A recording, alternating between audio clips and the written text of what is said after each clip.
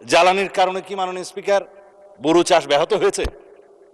14 April পার হয়ে যাওয়ার পরে মাননীয় প্রধানমন্ত্রীর নির্দেশনায় তারপরে সহনীয় মাত্রায় জ্বালানির মূল্য বৃদ্ধি করা হয়েছে আন্তর্জাতিক বাজারের সাথে কিছুটা সামঞ্জস্য রেখে। আমাদের অর্থনীতি যেহেতু একটা সার্টেন মাত্রা পর্যন্ত সহ্য করতে পারে, সেই রেঞ্জের মধ্যে নিয়ে এসছে এবং জনগণের যাতে দুর্ভোগ সৃষ্টি না হয়, জাতীয় জীবনে যাতে আমরা সংকটে না পড়ি, সেজন্য একটা চেক অ্যান্ড ব্যালেন্স হিসেবে এই জ্বালানি তেলের মূল্য বৃদ্ধি করা হয়েছে। কোথাও 15 টাকা, কোথাও 20 টাকা, কোথাও 25 টাকা। পার্শ্ববর্তী দেশসহ পৃথিবীর বিভিন্ন দেশে কোথাও 50%, কোথাও 100% জ্বালানি তেলের এবং অন্যান্য জ্বালানির মূল্য বৃদ্ধি করা হয়েছে, ইনক্লুডিং ইউনাইটেড স্টেটস।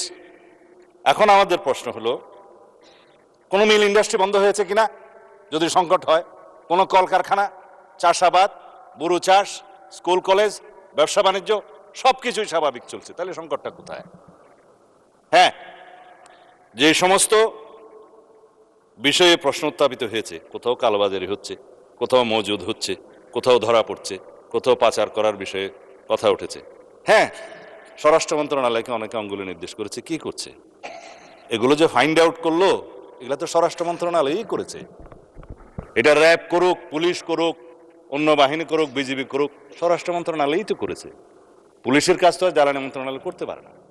কিন্তু যেখান থেকে এগুলো উদ্ধার করা হয়েছে, এ সমস্ত মজুতকারী বা কালোবাজারি অথবা অনলাইনে তেল কালোবাজারের যে চক্র, এ বিষয়ে যদি কথা বলতে চাই, একটা ভালো অ্যাটমসফিয়ার বজায় রাখার জন্য আমরা কেউ কোনো রাজনৈতিক দলের কথা বলবো না।